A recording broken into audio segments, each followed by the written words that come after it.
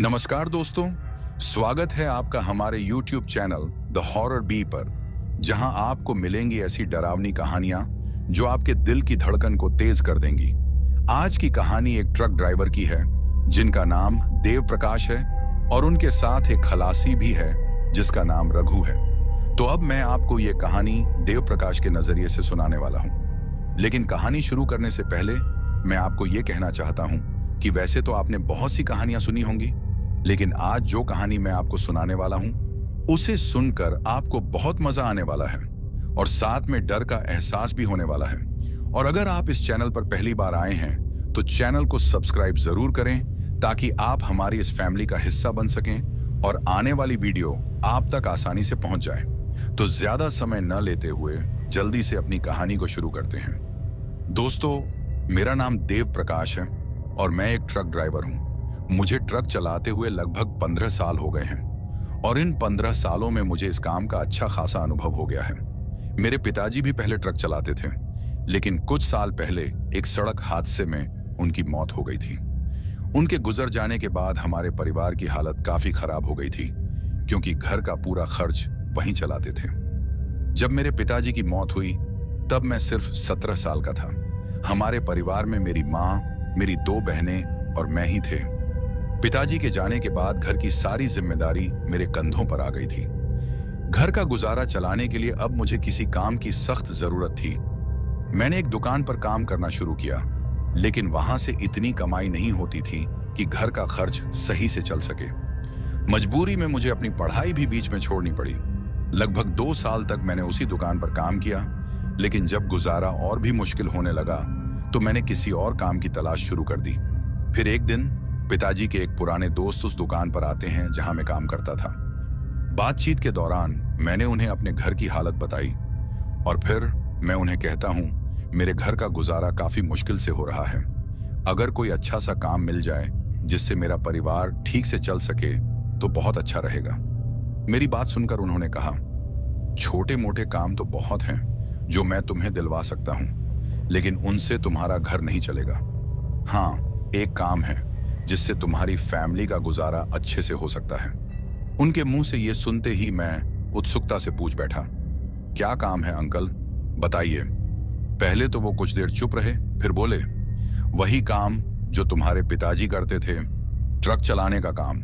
और फिर उन्होंने कहा, यही एक ऐसा काम है जिससे तुम्हारा घर अच्छे से चल सकता है। ये कहकर वो चले गए, लेकिन उनकी बातें मेरे दिमाग में गूंजती रहीं। मुझे अच्छी तरह पता था कि मेरी माँ कभी भी इस काम के लिए हाँ नहीं कहेंगी। आखिर पापा की मौत भी ट्रक एक्सीडेंट में ही हुई थी, लेकिन मुझे बचपन से ही ट्रक चलाने का शौक था। जब भी स्कूल की छुट्टियां होती, मैं पिताजी के साथ ट्रक में दूर दूर तक सफर करता। कई बार मैंने उनसे ट्रक चलाने की जिद भी की थी, लेकिन वो हमेशा टाल देते थे। अब ये सिर्फ शौक नहीं, मजबूरी बन चुका था। मैंने माँ से संकोच करते हुए इस बारे में बात की और ठीक वही हुआ जिसका मुझे डर था। माँ मुझसे कहती हैं, कोई भी काम कर ले बेटा, लेकिन ट्रक मत चला। माँ ने सख्ती से मना कर दिया। उनके चेहरे पर डर साफ झलक रहा था। वो आज भी पिताजी की मौत के सदमे से उबर नहीं पाई थी, लेकिन मैं भी पीछे हटने वालों में से नहीं था। मैंने रोज माँ को समझाने की कोशिश की और फिर मैं उनसे कहता हूँ, माँ, घर का गुजारा करने में काफी मुश्किल हो रही है और फिर आपको तो पता ही है ये काम हमारे लिए कितना जरूरी है। धीरे धीरे काफी कोशिशों के बाद मां ना चाहते हुए भी मान जाती है। मां की इजाजत मिलने के बाद मैंने सबसे पहले खलासी का काम शुरू किया। कुछ समय तक ट्रक के साथ सफर किया, फिर धीरे धीरे सीखने लगा। जब पूरी तरह ट्रक चलाना सीख गया तो मैंने एक ड्राइवर के तौर पर काम शुरू कर दिया। अब घर का गुजारा आराम से चलने लगा था, लेकिन शायद मुझे इस बात का अंदाजा नहीं था कि जिस काम को मैंने मजबूरी में अपनाया है वही आगे चलकर मेरे लिए एक डरावनी हकीकत बन जाएगा। एक ऐसी हकीकत जिससे मैं अनजान था। अब मैं आपको उस दिन की बात सुनाता हूं जिस रात मेरे साथ वो सब कुछ हुआ जिसे याद करके आज भी मैं सहम जाता हूं और अभी भी आपको सुनाते सुनाते मेरे रोंगटे खड़े हो जाते हैं। ये बात आज से 7 साल पहले की है, जब मैं रोज की तरह अपने ट्रक को लेकर एक जगह से दूसरी जगह माल डिलीवर करने जा रहा था। मुझे हमेशा की तरह रास्ते की लंबाई और हालात की चिंता थी, क्योंकि ट्रक ड्राइविंग का काम आसान नहीं होता। लेकिन इस बार एक खास बात थी। मुझे ये माल राजस्थान से गुजरात पहुंचाना था, और वो भी अगले दिन सुबह तक, जिसमें समय बहुत कम था। मेरे साथ मेरा खलासी रघु भी था, जो एक बहुत ही होशियार और मेहनती इंसान था। हम दोनों के बीच की दोस्ती भी बहुत पुरानी थी, और इस सफर में उसका साथ हमेशा भरोसेमंद होता था। लेकिन रघु की एक आदत थी जो मुझे ठीक नहीं लगती थी। वो सफर के दौरान बार बार ट्रक को रुकवाता था, कभी किसी वजह से तो कभी बिना किसी खास कारण के। वो हमेशा यही कहता रहता था, उस्ताद, आराम से सफर करना चाहिए, जल्दबाजी में क्या रखा है। इसलिए जब भी वो ट्रक को रुकवाता, मुझे थोड़ा चिढ़ महसूस होती थी, क्योंकि मुझे माल को समय पर पहुंचाना होता था, और काफी बार उसकी वजह से मुझे माल पहुंचाने में देरी हो जाती थी। फिर भी वो बार बार वही बात करता और ट्रक रुकवाता, जिससे मुझे कुछ असहज सा लगता था। कभी कभी तो मुझे गुस्सा भी आता था, लेकिन उसकी आदत को जानते हुए भी मैं ज्यादा कुछ नहीं कहता था। उसके बाद हम अपने सफर पर निकल जाते हैं। दोपहर के करीब 3 बजे हम राजस्थान से माल लाद कर रवाना हो जाते हैं। गर्मी के कारण सड़कें तप रही होती हैं, लेकिन हमारा ध्यान सिर्फ अपनी मंजिल तक पहुंचने पर होता है। उसके बाद हम दोनों थोड़ी बहुत बातें करते हैं। सफर अच्छा जा रहा था। सफर में हम दोनों काफी हंसी मजाक करते हैं। कभी पुरानी यादें ताजा कर लेते, तो कभी यहां वहां की बातें छेड़ देते। माहौल हल्का फुल्का और खुशनुमा लग रहा था, जैसे ये सफर हमें सिर्फ खुशी देने के लिए ही बना हो। लेकिन शायद हमें इस बात का अंदाजा नहीं था कि जितना हम हंस रहे हैं, ये सफर आगे चलकर उतना ही हम पर भारी पड़ने वाला है। मुझे काफी देर हो गई थी ट्रक चलाते चलाते। अब काफी देर तक ट्रक चलाने के बाद मेरा खलासी रघु मुझसे कहता है, उस्ताद, बहुत जोरों की भूख लगी है, किसी ढाबे के बाहर अपने ट्रक को रोक लेना ताकि हम खाना खा सकें। उसकी बात सुनकर मैं थोड़ा मुस्कुराता हूं और फिर उससे कहता हूं, कोई बात नहीं रघु, जैसे ही मुझे कोई ढाबा नजर आएगा मैं ट्रक को उस तरफ कर लूंगा और फिर हम खाना खा लेंगे। रघु ने लंबी सांस ली और सामने की तरफ देखने लगा, शायद इस उम्मीद में कि कोई ढाबा जल्दी ही नजर आ जाए। एक और बात जो मैं आप सबसे कहना चाहता हूं दोस्तों, मेरे खलासी रघु को भूख बिल्कुल भी बर्दाश्त नहीं होती थी। हालांकि उसने माल लोड करने से पहले ठीक से खाना खा लिया था, लेकिन अब फिर से उसे भूख लग गई थी। घड़ी देखी तो रात के ठीक 8 बज चुके थे। भूख तो अब मुझे भी थोड़ी थोड़ी लग रही थी, लेकिन मेरे दिमाग में बस एक ही बात घूम रही थी, हमें सफर जल्दी पूरा करना था। मैं चाहता था कि रात का खाना जल्द से जल्द खा लें, ताकि रास्ते में बार बार रुकने की जरूरत न पड़े। माल को कल समय पर पहुंचाना बेहद जरूरी था, और मैं किसी भी हाल में देरी नहीं चाहता था। उसके बाद मैं ट्रक चलाता रहता हूं। अब कुछ किलोमीटर और आगे चलने के बाद मुझे एक ढाबा नजर आता है। ढाबे को देखते ही मैं अपने खलासी रघु से कहता हूं, वो देख रघु, ढाबा मिल गया है, चल खाना खाते हैं। ढाबे को देखकर रघु काफी खुश हो जाता है। उसके बाद मैं अपने ट्रक को उस ढाबे की तरफ ले जाता हूं और फिर ढाबे की पार्किंग में ट्रक को लगा लेता हूं। हालांकि मेरे ट्रक के अलावा दूसरे ट्रक भी उस ढाबे की पार्किंग में खड़े थे।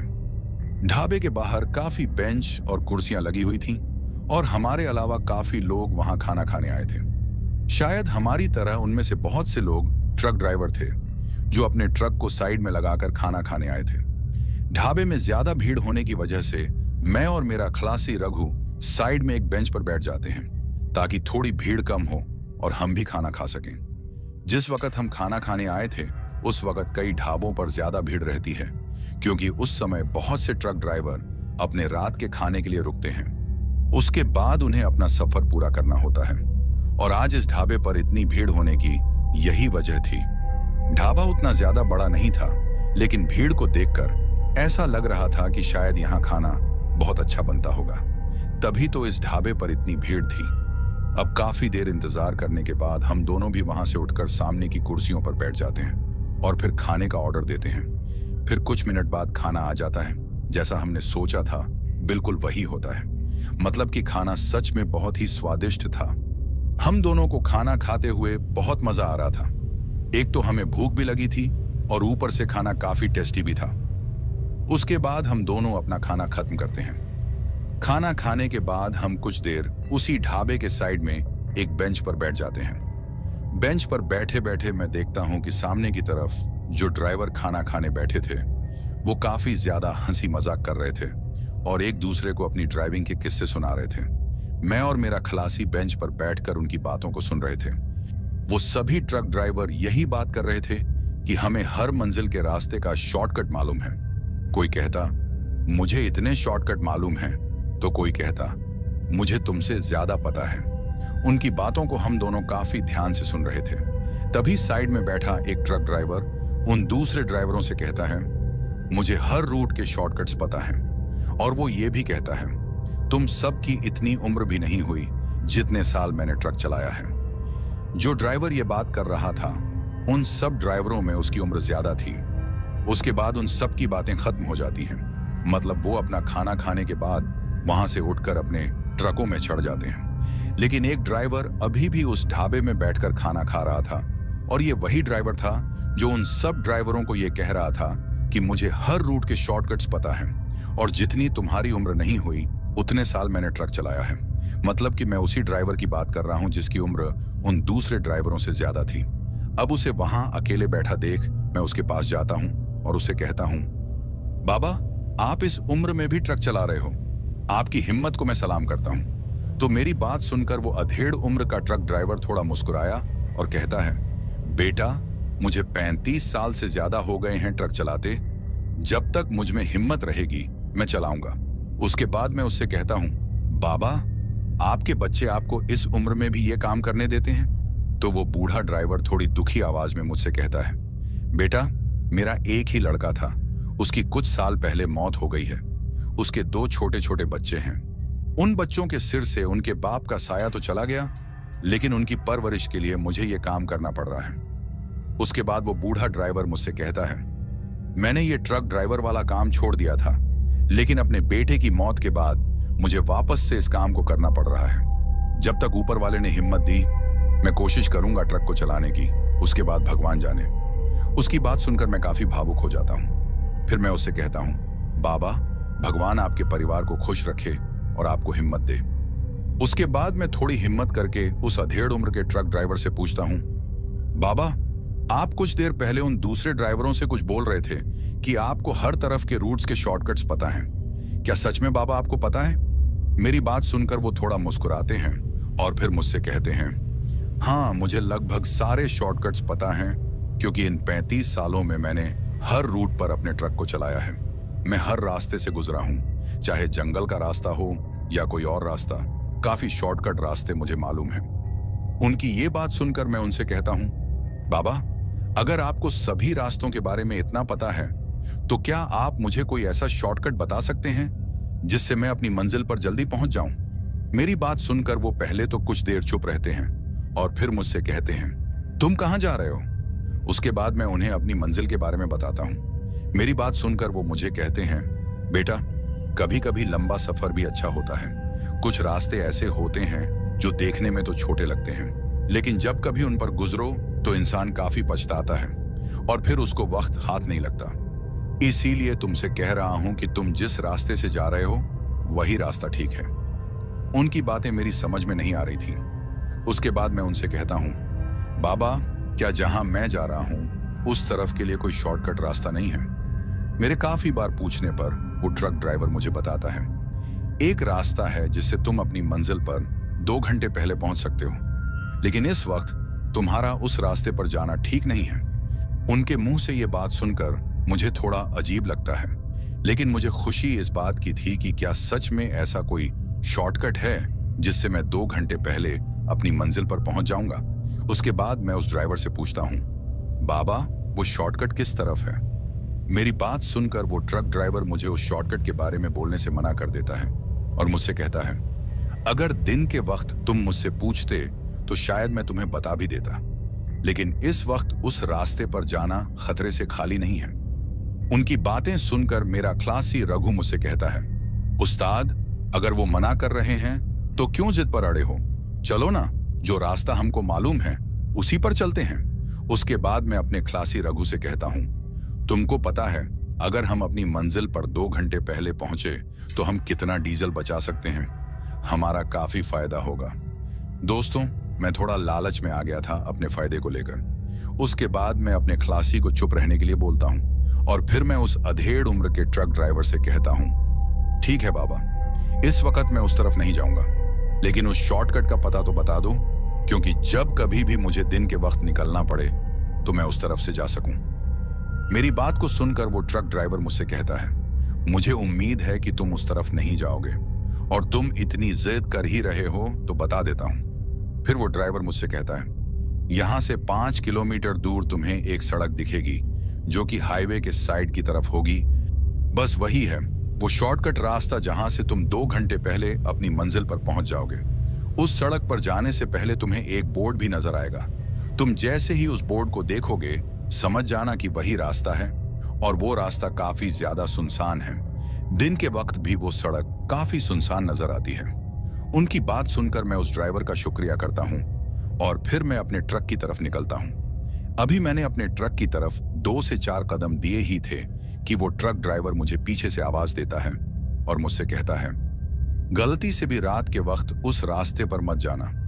उसकी ये बात सुनकर मेरा खलासी रघु उससे कहता है, बाबा आखिर बताओगे भी कि रात के वक्त उस रास्ते पर क्यों नहीं जाना चाहिए?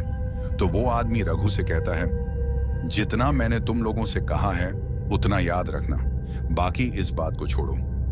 उसके बाद हम दोनों अपने ट्रक में बैठ जाते हैं और अपने सफर की ओर बढ़ते हैं। हमने अपने ट्रक को स्टार्ट किया और हाईवे पर आगे की ओर बढ़ने लगे। अब कुछ देर में हम 5 किलोमीटर का सफर पूरा कर लेते हैं। जैसे ही हम 5 किलोमीटर उस हाईवे पर चले, हमें हाईवे के साइड में एक सड़क नजर आती है। शायद ये वही शॉर्टकट रास्ता था जो उस बूढ़े ट्रक ड्राइवर ने हमें बताया था। उस रास्ते को देखकर मैं थोड़ा खुश हो जाता हूं और अपने खलासी से कहता हूं, देख रघु, हमें शॉर्टकट रास्ता मिल गया है और इस रास्ते की मदद से हम अपनी मंजिल पर जल्दी पहुंच जाएंगे। साथ ही हमारे डीजल की भी बचत होगी। उसके बाद मैं अपने ट्रक को उस रास्ते की तरफ मोड़ लेता हूं। जैसे ही मैं ट्रक को उस रास्ते की ओर मोड़ता हूं, मेरा खलासी रघु मुझसे कहता है, उस्ताद एक बार अभी भी सोच लो, याद है ना उस बूढ़े ड्राइवर ने क्या कहा था? रात के वक्त ये रास्ता ठीक नहीं है। अभी भी वक्त है उस्ताद, एक बार सोच लो। वैसे भी हमें इस रास्ते के बारे में ज्यादा कुछ पता नहीं कि ये आगे कैसा है। रघु की बात सुनकर मैं उससे कहता हूं, रास्ता ठीक ही होगा। तभी तो वो ड्राइवर हमसे कह रहा था कि दिन के वक्त ये रास्ता सही है, मतलब दिन में इस तरफ काफी गाड़ियां चलती होंगी। मेरी बात सुनकर रघु मुझसे कहता है, उस्ताद लेकिन रात को तो नहीं चलती ना कोई गाड़ी? तो मैं उसे जवाब देता हूं, तुझे कैसे पता कि नहीं चलती? हो सकता है चलती भी हो। वैसे भी वो बूढ़ा ड्राइवर कौन सा रात में यहाँ आकर देखता है कि इस रास्ते पर कौन चलता है और कौन नहीं। तू टेंशन मत ले, आराम से बैठ। उसके बाद हम उस रास्ते की ओर बढ़ जाते हैं। अब जैसे ही हम उस रास्ते के अंदर जाते हैं, हमें एक बोर्ड नजर आता है। उस बोर्ड पर कुछ लिखा हुआ था। उस बोर्ड के ऊपर की तरफ कोई चेतावनी लिखी हुई थी, क्योंकि जब मैंने अपने ट्रक को वहां से निकाला तो चलते चलते मैंने देखा कि उस बोर्ड पर बड़े बड़े अक्षरों में कुछ चेतावनी लिखी हुई थी। बाकी उस बोर्ड पर जो लिखा था वो छोटे छोटे अक्षरों में था, जो पढ़ने में नहीं आ रहा था। हालांकि मैंने उस बोर्ड को देखकर ट्रक को रोका नहीं, बस चलते चलते थोड़ा सा देखा था। उस बोर्ड को मेरे खलासी ने भी देखा और वो मुझसे कहता है, उस्ताद आपने देखा, उस बोर्ड पर कोई चेतावनी लिखी हुई थी। उसकी बात सुनकर मैं उससे कहता हूं, हाँ मैंने भी देखा था, कोई चेतावनी थी, लेकिन हो सकता है उस पर यही लिखा हो कि लुटेरों से सावधान रहें। इसके अलावा और क्या ही चेतावनी हो सकती है? फिर मैं उसे यह भी कहता हूं, तभी तो वो बूढ़ा ड्राइवर हमें रात के लिए इस रास्ते पर जाने से मना कर रहा था। लेकिन तू टेंशन मत ले, हम ट्रक को कहीं भी नहीं रोकेंगे जब तक अपनी मंजिल पर नहीं पहुंचते। हम नहीं रुकेंगे। उसके बाद हम उस रास्ते पर आगे बढ़ जाते हैं। अब हम उस रास्ते के काफी अंदर आ चुके थे। जैसे जैसे हम उस सुनसान सड़क पर आगे बढ़ रहे थे, वैसे वैसे माहौल और भी भयानक होता जा रहा था। सड़क के दोनों किनारे घना जंगल फैला हुआ था, जिसकी काली परछाइयां हमारे ट्रक की रोशनी में और भी डरावनी लग रही थी। चारों तरफ गहरा सन्नाटा पसरा हुआ था। बस हमारे ट्रक का इंजन और टायरों की आवाज ही उस सन्नाटे को भंग कर रही थी। रास्ता इतना वीरान था कि वहां हमारी गाड़ी के अलावा दूर दूर तक कुछ भी नहीं दिख रहा था। पेड़ों की शाखाएं अंधेरे में अजीब अजीब शक्लें बना रही थी, मानो कोई छुपकर हमें देख रहा हो। माहौल में एक अजीब सा बोझिलपन था। ऐसा लग रहा था जैसे यह रास्ता किसी अनजान डर से भरा हुआ हो। आसमान पर घने बादल छाए हुए थे, जिसकी वजह से चांद की हल्की फुल्की रोशनी भी सड़क तक नहीं पहुंच पा रही थी। चारों ओर सिर्फ घना काला अंधेरा था, जिसे चीरने की कोशिश सिर्फ हमारे ट्रक की हेडलाइट कर रही थी, लेकिन वो रोशनी भी ज्यादा दूर तक नहीं जा रही थी, मानो अंधेरा उसे निगलने की कोशिश कर रहा हो। रास्ता पूरी तरह से संकरा और अकेला था। ऐसा लग रहा था जैसे ये सड़क हमें किसी अनजाने खतरे की तरफ ले जा रही हो। ट्रक के शीशे से बाहर झांकने पर केवल घुप अंधकार और लहराते पेड़ों की डरावनी छायाएं ही दिख रही थी। उस माहौल में एक अजीब सी घुटन थी, जैसे किसी अनदेखी ताकत की मौजूदगी हमारे आसपास हो। रास्ते को देखकर मेरा खलासी मुझसे कहता है, उस्ताद, ये रास्ता कुछ ज्यादा ही सुनसान नहीं लग रहा। मुझे तो इस रास्ते को देखकर डर लग रहा है, कहीं हम भटक ना जाएं। उस्ताद, मुझे कुछ अच्छा नहीं लग रहा। रघु की बात सुनकर मैं उससे कहता हूं, शॉर्टकट रास्ता है, इतना तो हम सही सकते हैं। तुम फिक्र मत करो, हम सही जा रहे हैं और जल्दी ही हाईवे के उस हिस्से में पहुंच जाएंगे, जहां से हम अपनी मंजिल पर जल्दी से पहुंच जाएंगे।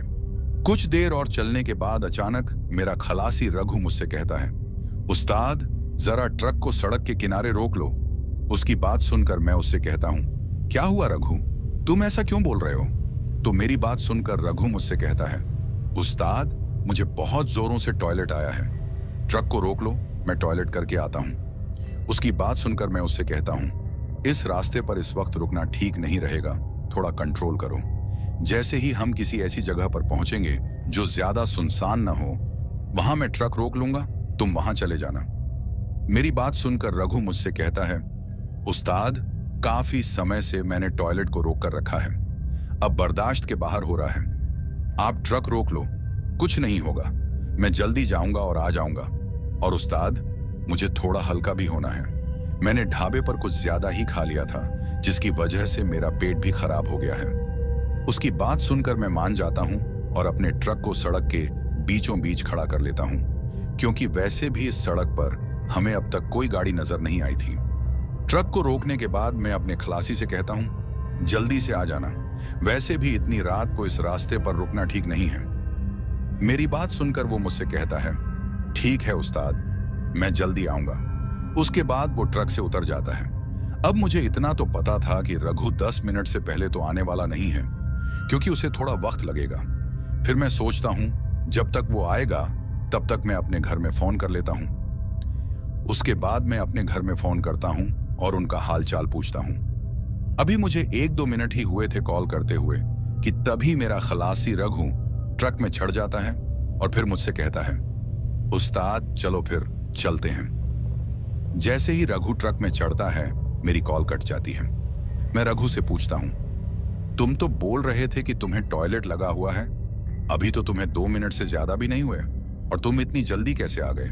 तो मेरी बात सुनकर वो मुझसे कहता है, उस्ताद, टॉयलेट ही तो करना था, कितना टाइम लगेगा, आप जल्दी चलो, वैसे भी यहां रुकना ठीक नहीं है। उसके बाद मैं दोबारा से अपने घर में कॉल करने की कोशिश करता हूं, लेकिन नेटवर्क न होने की वजह से कॉल बार बार डिस्कनेक्ट हो रही थी। मुझे कुछ समझ नहीं आ रहा था कि आखिर ये सब क्या हो रहा है। उसके बाद मैं अपने ट्रक को स्टार्ट कर लेता हूं और फिर हम आगे की ओर बढ़ जाते हैं। अब थोड़ी दूर और आगे चलने के बाद हमें एक आदमी सड़क के किनारे नजर आता है और वो अपना हाथ खड़ा करके हमसे लिफ्ट मांगता है।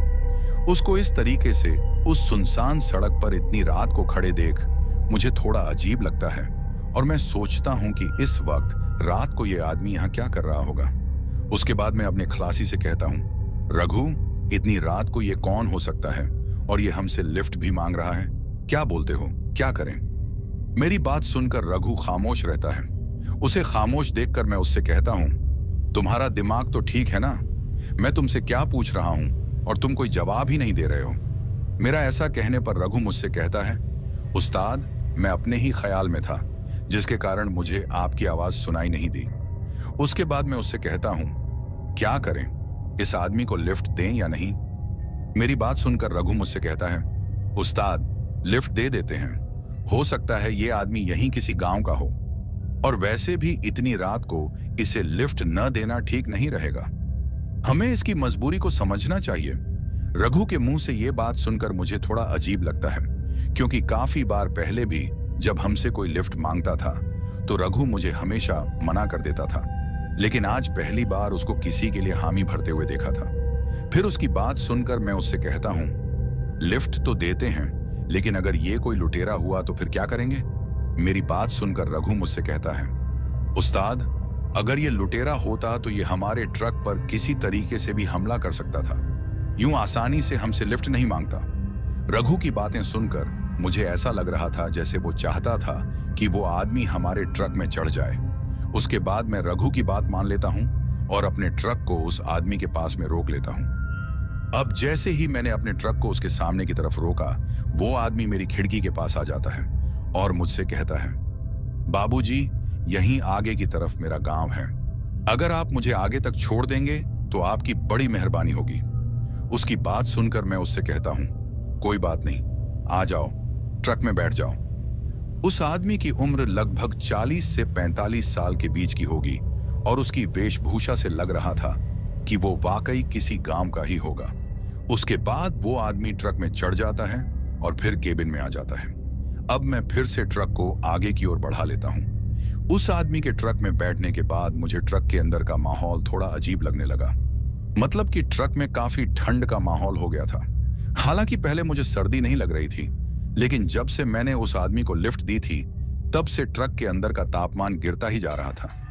लेकिन सबसे अजीब बात जो मुझे लग रही थी वो ये थी कि वो सर्दी सिर्फ मुझे ही लग रही थी, जबकि वो आदमी और मेरा खलासी रघु बिल्कुल नॉर्मल बैठे हुए थे, जैसे उन पर उस सर्दी का कोई असर ही ना हो। लेकिन फिर मैं सोचता हूं कि हो सकता है मुझे ही कुछ ज्यादा सर्दी लग रही हो और इनको न लग रही हो। उसके बाद जैसे जैसे हम आगे बढ़ रहे थे, वैसे वैसे वो सड़क और भी डरावनी होती जा रही थी। अब ट्रक चलाते चलाते मैं उस आदमी से पूछता हूं, भाई साहब, ये सड़क कितनी देर में हाईवे तक पहुंचेगी? तो मेरी बात सुनकर वो आदमी मुझसे कहता है, बाबूजी, अभी आपको 1 घंटा और लगेगा। उसके बाद मैं अपने ट्रक को थोड़ा तेज चलाता हूं ताकि हम जल्दी से इस सड़क से बाहर निकलकर हाईवे पर पहुंच सकें। अभी मैंने अपने ट्रक की स्पीड को थोड़ा बढ़ाया ही था कि तभी मेरे ट्रक को जोर जोर से झटके लगने शुरू हो जाते हैं और फिर मेरा ट्रक अचानक से सड़क के बीचों बीच बंद पड़ जाता है। ट्रक के इस तरह से बंद पड़ जाने से मैं काफी ज्यादा परेशान हो जाता हूं। मैं काफी कोशिश करता हूं ट्रक को स्टार्ट करने की, लेकिन ट्रक बिल्कुल भी स्टार्ट नहीं हो रहा था। ये सब देखकर वो आदमी जो मेरे ट्रक में बैठा हुआ था मुझसे कहता है, क्या हुआ बाबूजी, आपने ट्रक को क्यों रोक लिया? तो मैं उससे कहता हूं, ट्रक को मैंने नहीं रोका, बल्कि ये खुद ही रुक गया है। हो सकता है कोई खराबी आ गई हो। उसके बाद मैं ट्रक से उतर जाता हूं और ट्रक के बोनट को खोलकर देखता हूं कि आखिर क्या हो गया है, लेकिन मुझे कुछ समझ ही नहीं आ रहा था। अभी मैं ट्रक का बोनट खोलकर देख ही रहा था कि अचानक से किसी का हाथ मेरे कंधे पर पड़ता है। अब जैसे ही वो हाथ मेरे कंधे पर आता है, मैं थोड़ा डर जाता हूं और एकदम से पीछे की ओर देखता हूं। अब जैसे ही मैंने पीछे की तरफ देखा तो वही आदमी मेरे पीछे खड़ा था जो थोड़ी देर पहले मेरे ट्रक के केबिन में बैठा था। उसको अपने पीछे खड़ा देख मैं काफी ज्यादा चौंक जाता हूं, क्योंकि उस आदमी के ट्रक से उतरने की कोई भी आवाज मुझे नहीं आई थी। लेकिन फिर मैं सोचता हूं कि हो सकता है मैंने ध्यान न दिया हो उस आवाज पर जब ये आदमी ट्रक से उतरा था। उसके बाद वो आदमी मुझसे कहता है, बाबूजी, क्या हो गया है, कोई दिक्कत है क्या? तो मैं उससे कहता हूं, कुछ समझ नहीं आ रहा भाई साहब कि ट्रक को यूं अचानक क्या हो गया है। उसके बाद मेरा खलासी भी ट्रक से उतर जाता है। फिर रघु मुझसे कहता है, उस्ताद, अब क्या करेंगे? इतनी रात को ट्रक का यूं सड़क पर खराब हो जाना मुझे कुछ ठीक नहीं लग रहा, और ये सड़क खतरे से खाली भी नहीं लग रही। अभी हम दोनों बातें कर ही रहे थे कि वो आदमी मुझसे कहता है, बाबूजी, आपका खलासी बिल्कुल सही कह रहा है। इतनी रात को इस जगह रुकना ठीक नहीं है। आज की रात आप मेरे घर चलिए। मेरा गांव यहां से थोड़ी दूरी पर है। आज आप वहीं आराम कर लेना, सुबह चले जाना। और मेरे गांव में एक मैकेनिक भी है जो सुबह आपके ट्रक को ठीक भी कर लेगा। उसके बाद मैं उससे कहता हूं, इस सुनसान सड़क पर माल से लदे ट्रक को यूं छोड़कर जाना ठीक नहीं रहेगा। आप जाइए, मैं यहीं रुकूंगा। मेरी बात सुनकर वो आदमी मुझसे कहता है, बाबूजी, रात के वक्त इस सड़क पर कोई नहीं आता। आप चिंता मत करो, आप सुबह जितनी जल्दी हो सके आ जाना। उसकी बात सुनकर मेरा खलासी मुझसे कहता है, उस्ताद, ये आदमी इतना बोल रहा है तो मान जाओ ना। वैसे भी इस सड़क पर रात गुजारना ठीक नहीं रहेगा, हमारी जान को खतरा भी हो सकता है। और फिर वो ये भी कहता है, उस्ताद जान रहेगी तो माल दोबारा भी आ जाएगा। आप मेरी मानो तो आज की रात इस आदमी के घर चले जाते हैं। काफी देर सोचने के बाद मैं मान जाता हूं और फिर हम अपने ट्रक को अच्छे से लॉक करके वहां से उस आदमी के पीछे पीछे चल देते हैं। लेकिन शायद जिस जान को बचाने की मेरा खलासी बात कर रहा था, वो जान अब बहुत जल्दी खतरे में आने वाली थी। उसके बाद हम दोनों उस आदमी के साथ उसके पीछे चलते रहते हैं। अब सड़क में थोड़ा चलने के बाद वो आदमी सड़क से नीचे की ओर एक कच्चे रास्ते पर उतरता है और हम भी उसके पीछे पीछे चलते रहते हैं। उसके बाद हम एक जंगल में पहुंच जाते हैं। वो कच्चा रास्ता जंगल के बीचों बीच से गुजर रहा था। जैसे जैसे मैं उस रास्ते की ओर बढ़ रहा था, मुझे काफी बेचैनी हो रही थी। काफी देर चलने के बाद मुझे सामने की तरफ एक गांव नजर आता है। गांव को देखकर ऐसा लग रहा था जैसे इस गांव में कोई भी रहता नहीं होगा, क्योंकि काफी घर उस गांव में टूटे हुए थे। पूरा गांव बिल्कुल सुनसान लग रहा था। थोड़ा आगे जाने के बाद हमें 4 से 5 घर और नजर आते हैं, जिनकी हालत थोड़ी बेहतर थी। लेकिन उन घरों के पास पहुंचते ही मैं देखता हूं कि उन घरों के बाहर काफी लोग खड़े हैं। और जैसे ही हम उन घरों के पास पहुंचते हैं, वो लोग बड़े अजीब तरीके से मुझे देखते हैं। उनका देखना काफी अजीब लग रहा था। ऐसा लग रहा था जैसे उन्होंने पहली बार किसी को देखा हो। उन सभी लोगों को देखकर मैं उस आदमी से पूछता हूं, भाई साहब, ये इतने आदमी वो भी एक साथ यहां क्या कर रहे हैं? तो वो आदमी मुझसे कहता है, कुछ नहीं बाबूजी, आज हमारे यहां दावत है ना, ये सब तभी आए हैं। उसके बाद वो मुझे एक घर में ले जाता है और फिर हमें एक कमरे में बैठा देता है। फिर वो आदमी मुझसे कहता है, आप यहां आराम करो, मैं अभी आता हूं। उसके बाद मैं और रघु उस कमरे में बैठ जाते हैं। अभी हमें 5 से 10 मिनट ही हुए थे कि वो आदमी फिर से आता है और हमसे कहता है, बाबूजी चलो पहले खाना खा लो।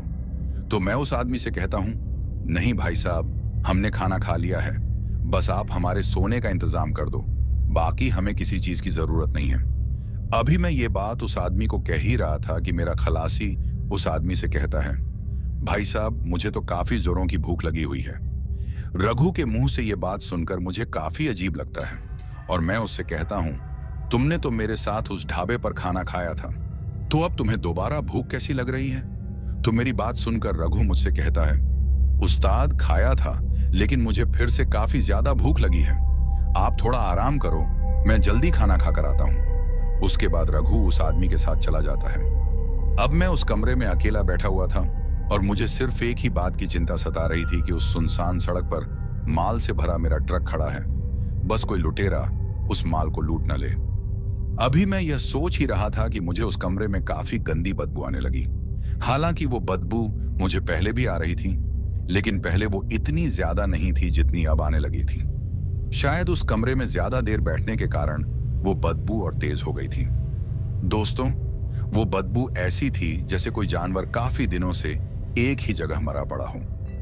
मुझे समझ नहीं आ रहा था कि वो बदबू आखिर आ कहां से रही है। तभी मेरी नजर कमरे के साथ वाले एक और कमरे पर पड़ी और वो बदबू उसी तरफ से आ रही थी। इसके बाद मैंने थोड़ी हिम्मत जुटाकर उस कमरे के दरवाजे को खोला और जैसे ही मैंने दरवाजा खोला, डर के मारे मेरी टांगें कांप गईं और मेरा पूरा शरीर सुन्न पड़ गया।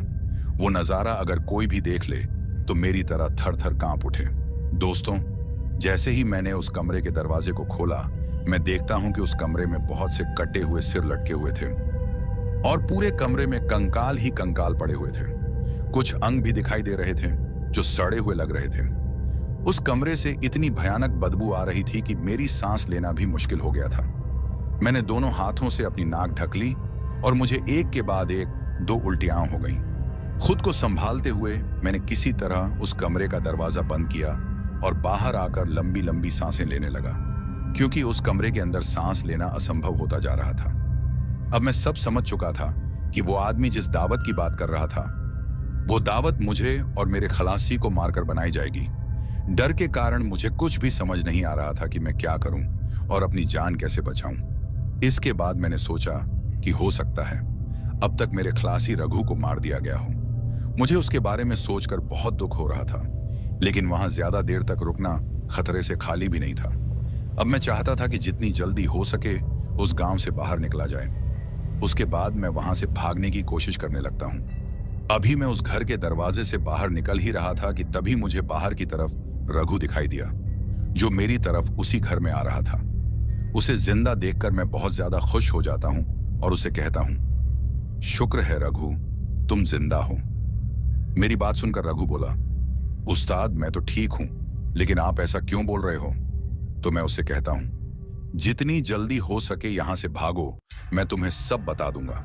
यहां ज्यादा देर रुकना हमारे लिए ठीक नहीं है। मेरी बात सुनकर वो चुप हो जाता है। उसके बाद मैंने उसका हाथ पकड़ा और उसे अपने साथ उस रास्ते की तरफ ले जाने लगा जिससे होकर हम इस गांव में आए थे। दोस्तों, आपको बता दूं कि जब हम उस घर से भाग रहे थे तब वहां बाहर हमें कोई भी नजर नहीं आया, क्योंकि वो सब उस घर के पीछे खाना खाने में लगे हुए थे। और जिस घर में हम थे वो उन टूटे घरों के पास पहला नंबर वाला घर था। अगर हम गांव के बीच वाले किसी घर में होते तो शायद वहां से भाग भी नहीं सकते थे। इसके बाद मैंने अपने खलासी रघु का हाथ पकड़ा और तेजी से दौड़ने लगा। दौड़ते दौड़ते हम उसी जंगल में पहुंच गए जिससे होकर गांव में आए थे। लेकिन तभी अचानक मेरे कदम रुक गए। ऐसा लग रहा था जैसे कोई मुझे पीछे की तरफ खींच रहा हो। यह महसूस होते ही मैंने झटके से पीछे देखा और जैसे ही मैंने पीछे मुड़कर देखा, रघु ने मेरे हाथ को काफी जोर से पकड़ा हुआ था। उसे ऐसा करते देख मैं घबरा गया और बोला, रघु क्या कर रहा है? जल्दी भाग, नहीं तो हम मारे जाएंगे। लेकिन मेरी बात सुनकर रघु ने जो कहा वो सुनकर मेरी रूह कांप गई। वो मुझसे कहता है, मारा तो तुझे वैसे भी जाना है। तूने क्या सोचा कि हम तुझे इतनी आसानी से भागने देंगे? आज तो हम तुझे मारकर दावत मनाएंगे। इतना कहने के बाद रघु का पूरा रूप बदलने लगा। उसकी आंखें पूरी तरह सफेद हो गईं और देखते ही देखते उसका पूरा शरीर विकृत होने लगा। उसका चेहरा बुरी तरह जला हुआ नजर आ रहा था। उसके जिस्म की चमड़ी पूरी तरह से सड़ी हुई थी और शरीर के कई हिस्सों पर चमड़ी के चीथड़े लटक रहे थे। उसके गंदे भद्दे दांत होंठों से बाहर निकले हुए थे और उसके हाथ के नाखून काफी बड़े और भयानक लग रहे थे। उसके बाल भी अब पूरी तरह से सफेद हो गए थे। वो पूरी तरह से नरभक्षी लग रहा था। उसको देखकर पहले तो मेरे मुंह से आवाज ही नहीं निकल रही थी। इतना भयानक चेहरा देखकर मेरी रूह कांप जाती है। उसके बाद मैं थोड़ी हिम्मत करके काफी जोर से चीखता हूं और अपने हाथ को छुड़ाने की कोशिश करता हूं, लेकिन मेरी कोशिश का कोई फायदा नहीं रहता। अब मैं उससे अपनी जान की भीख मांग रहा था, लेकिन मेरी बात का उस पर कोई भी असर नहीं हो रहा था। उसके बाद वो काफी जोर जोर से हंसता है। उसकी हंसी उस जंगल में एक अजीब सा और डरावना माहौल बना रही थी। उसके बाद वो अपने हाथ को थोड़ा ढीला करता है। अब जैसे ही वो अपने हाथ को थोड़ा ढीला करता है, मैं काफी तेजी से अपने हाथ को छुड़ाता हूं और वहां से भागने की कोशिश करता हूं। अभी मैं वहां से थोड़ा ही दूर भागा था कि तभी मुझे ऐसा लगता है जैसे किसी ने मेरे पैरों पर रस्सी फेंक दी हो और फिर मैं काफी जोर से जमीन पर गिर जाता हूं। अब गिरने के बाद जैसे ही मैं पीछे की तरफ देखता हूं, मैं काफी ज्यादा डर जाता हूं। वही नरभक्षी जो मेरे खलासी रघु का रूप लेकर आया था, वही मुझे दिखता है और उसके साथ एक आदमी और होता है। और ये आदमी वही होता है जिसके साथ मैं उसके घर गया था। उसका भी रूप पूरी तरह से बदल चुका था और वो भी अब एक प्रेत बन चुका था। उसके बाद वो नरभक्षी मेरे पैर को पकड़ता है और मुझे घसीटता हुआ उस गांव की तरफ ले जाता है। उसको इस तरह से करता देख मैं काफी जोरों से चीख रहा था और भगवान से कह रहा था, हे भगवान मुझे बचा ले। लेकिन शायद भगवान भी उस वक्त मेरी नहीं सुन रहे थे। अब उस पूरे जंगल में मेरी चीखें सुनाई दे रही थीं। मेरी नजरों के सामने पूरा मंजर नजर आ रहा था कि कैसे मैंने अपने फायदे के लिए और लालच के लिए इस रास्ते को चुना था और मैं पछता रहा था कि क्यों मैंने उस बूढ़े ड्राइवर की बात नहीं मानी। मैं काफी ज्यादा रो रहा था, लेकिन मैं कुछ भी नहीं कर सकता था। खुद को घसीटता देख मुझे काफी ज्यादा दर्द हो रहा था, क्योंकि मेरी पीठ की चमड़ी लगभग निकल चुकी थी और मुझे काफी जलन हो रही थी। अब मैं सिर्फ मौत का इंतजार कर रहा था। अब काफी देर खुद को घसीटता देख अचानक से मैं रुक जाता हूं। फिर वो नरभक्षी मेरे पैर को छोड़ देता है। पैर को छोड़ने के बाद वो काफी ज्यादा चीखता है और उसके साथ वो आदमी भी, जो अब एक प्रेत बन चुका था। दोनों काफी जोरों से चीखते हैं। ऐसा लग रहा था जैसे उन्हें कोई तकलीफ हो रही है। अभी मैं उनको ऐसे देख ही रहा था कि मेरे पीछे से मुझे कोई आवाज देता है और मुझसे कहता है, जल्दी वहां से उठ जाओ उस्ताद। वो आवाज सुनकर मैं अपने पीछे की ओर देखता हूं और जैसे ही मैं पीछे की ओर मुड़ता हूं, मैं देखता हूं कि मेरा खलासी रघु खड़ा है और उसके हाथ में एक माला होती है। उसने उस माला को उन प्रेतों की तरफ किया हुआ था, जिसकी वजह से उन दोनों प्रेतों को काफी तकलीफ हो रही थी। उसके बाद रघु मुझसे कहता है, जल्दी से उस्ताद मेरे पीछे आ जाओ। उसके बाद मैं थोड़ी हिम्मत करके वहां से पीछे की ओर आ जाता हूं और फिर मैं रघु के पीछे आ जाता हूं। अभी मैं रघु के पीछे आया ही था कि मैं देखता हूं मेरे पीछे एक और आदमी खड़ा है। उस आदमी को देखकर मैं अपने खलासी से कहता हूं, रघु, हमारे पीछे एक आदमी और खड़ा है। हालांकि वो बिल्कुल एक सामान्य इंसान की तरह लग रहा था। मेरी बात को सुनकर रघु मुझसे कहता है, डरो मत उस्ताद, ये आदमी हमारी मदद के लिए आया है। उसके बाद वो आदमी मेरे पास आता है और मुझे एक माला देता है और फिर मुझसे कहता है, जब तक ये माला तुम्हारे पास होगी ये प्रेत तुम्हारा कुछ भी नहीं बिगाड़ सकते। उसके बाद वो आदमी मेरे खलासी और मुझसे, हम दोनों से कहता है, तुम दोनों यहां से जितनी जल्दी हो सके भाग जाओ, इनको मैं रोकता हूं। उसको ऐसा बोलता देख मेरा खलासी उस आदमी से कहता है, भाई साहब आप भी हमारे साथ चलो। तो वो आदमी रघु से कहता है, मैं आ जाऊंगा, तुम दोनों जितनी जल्दी हो सके भागो। और वो ये भी कहता है, एक बात याद रखना, गलती से भी पीछे मुड़कर मत देखना। अगर तुमने पीछे मुड़कर देखा तो फिर मैं भी तुम्हें इन प्रेतों से बचा नहीं पाऊंगा। और ये भी कहता है कि ये प्रेत काफी कोशिश करेंगे तुम्हें डराने की ताकि तुम पीछे की ओर देखो, लेकिन गलती से भी पीछे मत देखना। उसके बाद हम दोनों काफी तेजी से वहां से भागते हैं। भागते भागते हमें ऐसा लग रहा था जैसे पूरा गांव हमारे पीछे दौड़ रहा है, लेकिन हम पीछे की तरफ नहीं देखते क्योंकि हमें पता था कि अगर हमने पीछे देखा तो फिर हम बच नहीं पाएंगे। अब कुछ देर भागने के बाद हम सड़क पर पहुंच जाते हैं। सड़क पर पहुंचने के बाद मैं देखता हूं कि मेरे ट्रक के पीछे एक और ट्रक लगा हुआ है।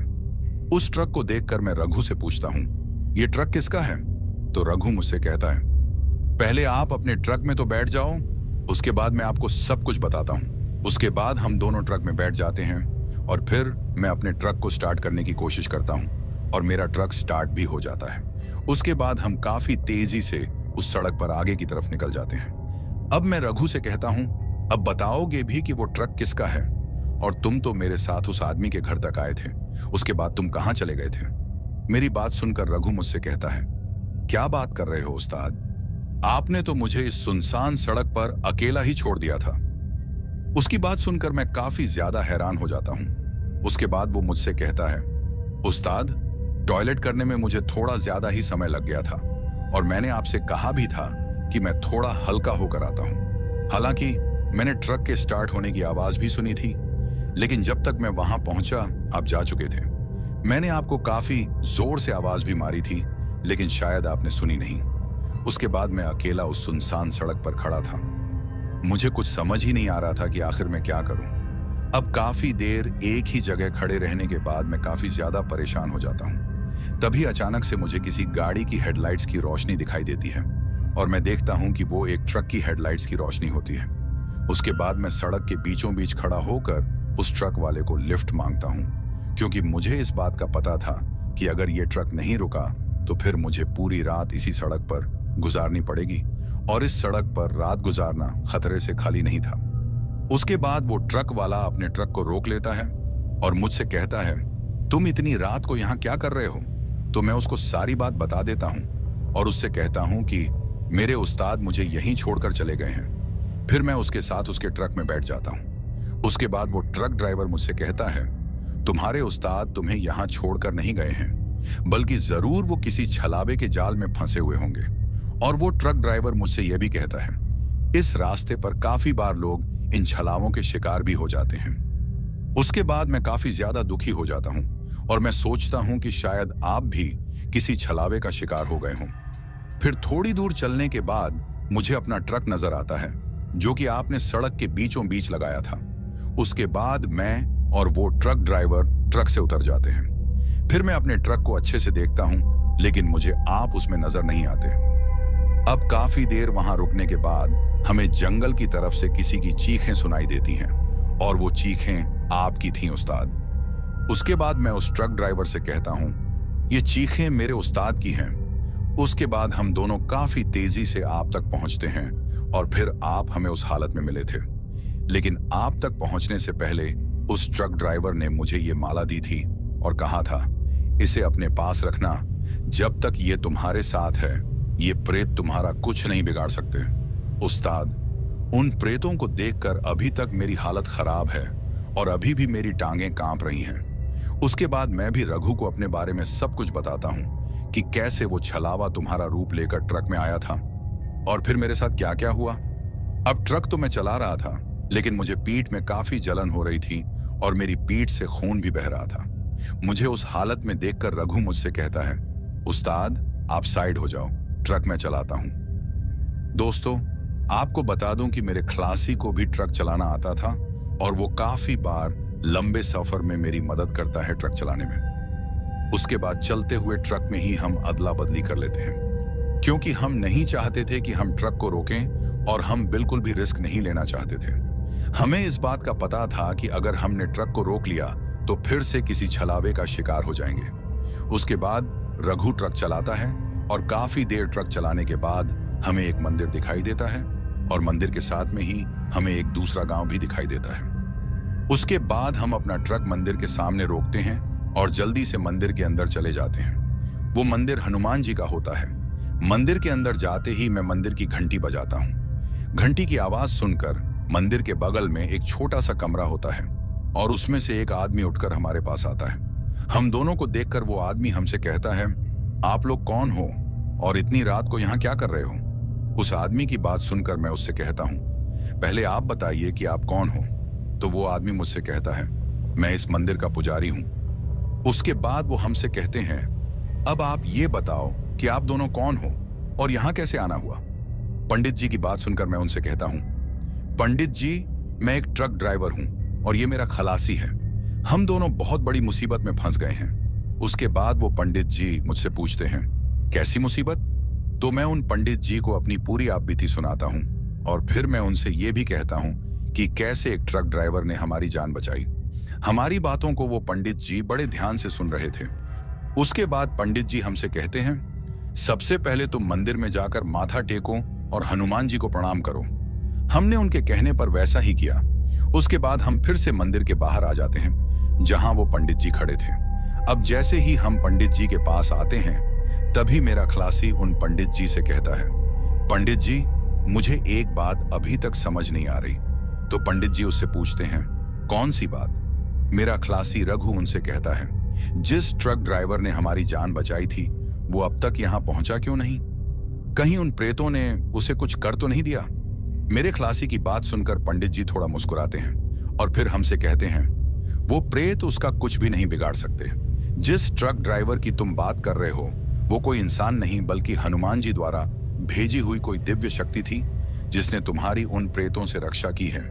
तुम्हारी किस्मत अच्छी थी जो तुम दोनों बच गए। फिर वो हमसे ये भी कहते हैं, रात के समय इस सड़क पर कोई नहीं चलता और जिस गांव में तुम गए थे वो गांव पूरी तरह से उन प्रेतों के कब्जे में है। फिर वो हमसे कहते हैं, कई साल पहले उस गांव में एक महामारी फैली थी जिसकी वजह से वहां रहने वाले लोगों की मौत होने लगी। कुछ लोग गांव छोड़कर भाग गए थे और जो लोग वहां रह गए थे उनकी सभी की मौत हो गई थी। फिर वो गांव पूरी तरह से सुनसान हो गया। तड़प तड़प कर मरने की वजह से उन लोगों को मुक्ति नहीं मिल पाई और वो प्रेत बनकर आज भी वहां भटक रहे हैं। उन प्रेतों का आतंक हमारे इस गांव तक भी पहुंच गया था। उसके बाद हम सब लोगों ने मिलकर इस मंदिर का निर्माण किया और जब से ये मंदिर बना है तब से वो प्रेत आत्माएं हमारे गांव का कुछ भी नहीं बिगाड़ पाई हैं। हमारे गांव पर हनुमान जी की कृपा है। मंदिर बनने के बाद हम सब सही सलामत हैं और तुम्हारी रक्षा भी हनुमान जी ने ही की है। वरना तुम खुद ही सोचो, इस सुनसान सड़क पर कौन सा ट्रक वाला तुम्हारी मदद के लिए आएगा। फिर वो ये भी कहते हैं, तुमने सबसे बड़ी गलती ये की कि तुमने इस सड़क के बाहर बोर्ड पर लिखी चेतावनी को नहीं पढ़ा। फिर वो ये भी कहते हैं, तुम्हारी तरह बहुत से लोगों की जान बचाई है उस दिव्य शक्ति ने, कभी ट्रक ड्राइवर बनकर तो कभी किसी और रूप में आकर। पंडित जी की बात सुनकर हम फिर से हनुमान जी को प्रणाम करते हैं। उसके बाद हम पूरी रात उसी मंदिर में बिताते हैं और सुबह होते ही वहां से निकल जाते हैं। उसके बाद हम दोनों ही कसम खाते हैं कि अब कभी भी रात के समय किसी शॉर्टकट के लालच में नहीं पड़ेंगे। तो दोस्तों, कैसी लगी हमारी ये कहानी? अगर आपको ऐसी और भी कहानियां सुननी हैं तो हमारे चैनल को सब्सक्राइब करना बिल्कुल मत भूलिएगा। अब चलते हैं उन दोस्तों की ओर जिन्होंने हमारी पिछली कहानी पर कमेंट करके अपना प्यार और समर्थन दिया। तो चलिए सबसे पहले उनका नाम लेते हैं। पहले हैं जयदीप, हरियाणा से। डेनी है मुंबई, महाराष्ट्र से। आयत जान है कश्मीर से। रविंद्र हैं आगरा, उत्तर प्रदेश से। प्रसेनजीत रॉय हैं रायगंज, पश्चिम बंगाल से। MS शिरीषकर हैं मायूर, मुंबई से। शरजील हैं पाकिस्तान से। मिहिन पायांग हैं अरुणाचल प्रदेश से। सोनी हैं लुधियाना से। शिवांगी त्रिपाठी हैं हरिद्वार से। सरस हैं जम्मू से। इंद्रपाल सिंह हैं पाली, उत्तर प्रदेश से। अफसर हुसैन हैं असम से। अशफाक हैं भदोही, उत्तर प्रदेश से। दिनेश हैं मझर्राट से। कमलेश हैं मध्य प्रदेश से। लव कुमार हैं जम्मू से। राजकुमार हैं गुजरात से। अरूज हैं लाहौर, पाकिस्तान से। पवन अनुरागी हैं छतरपुर, मध्य प्रदेश से। संतोष हैं महाराष्ट्र से। अमरजीत हैं कोलकाता से। हेमंत हैं ओडिशा से। तरुण हैं असम से। मोनू कुमार हैं दिल्ली से। विपिन मनहास हैं जम्मू से। सुबी हैं आजमगढ़, उत्तर प्रदेश से। तपोश पॉल हैं सिलचर, असम से। जुबैर हैं पाकिस्तान से। एमी मोदी हैं अरुणाचल प्रदेश से। सुमन हैं गुजरात से। मोहम्मद जमील हैं मुंबई से। शालिनी शुभम हैं सूरत से। मनीष पोखरेल हैं नेपाल से। सुजान थामी हैं नेपाल से। अंकिता हैं गुजरात से। सूरज हैं आजमगढ़ से। विकास हैं कर्नाटक से। हसनैन हैं झारखंड से। प्रवीण हैं उत्तर प्रदेश से। रेखा चोपड़ा हैं गाजियाबाद, उत्तर प्रदेश से। मंजीत सिंह हैं पंजाब से। सिमंत सिंह हैं कानपुर, उत्तर प्रदेश से। हनीफ जहारा हैं बेंगलुरु, कर्नाटक से। राजगुरु हैं ओडिशा से। जावेद हैं लखनऊ से। ज्योति मल्होत्रा हैं लुधियाना से। अब्बू हैं किनाले बॉर्डर, महाराष्ट्र से। संदीप हैं अहमदाबाद, गुजरात से। कल्पना राजगुरु हैं ओडिशा से। रितेश कुमार हैं बिहार से। अभय मिश्रा हैं उत्तर प्रदेश से। हया खान हैं पाकिस्तान से। कमलेश चंदेलिया हैं मुंबई से। कुंदन कुमार हैं बिहार से। नाश्या से बालक हैं मॉरिशस से। सतिंदर हैं लुटन, बेडफोर्डशायर, यूनाइटेड किंगडम से। मयंक हैं उत्तराखंड से। बबीता हैं दिल्ली से। मुकेश हैं राजस्थान से। अरसलाना हैं पाकिस्तान से। कृष्णा चौहान हैं पंजाब से। समीर खान हैं गुजरात से। आसिफ हैं पाकिस्तान से। रेहान हैं कराची, पाकिस्तान से। और सबसे आखिर में है तरुण, असम से। तो दोस्तों, ये थे उन लोगों के नाम जिन्होंने हमारी पिछली कहानी पर कमेंट करके हमें बताया कि वो कहां से हमारी कहानियां सुनते हैं और उन्हें हमारी कहानी कैसी लगी। इसके साथ ही अगर किसी का नाम छूट गया हो तो वो कमेंट करके बताना, आने वाली वीडियो में उनका नाम लिया जाएगा। दोस्तों, हमारी पिछली कहानी पर आप सबने इतना प्यार दिया कि हमने 5000 सब्सक्राइबर्स की संख्या को पार कर लिया है।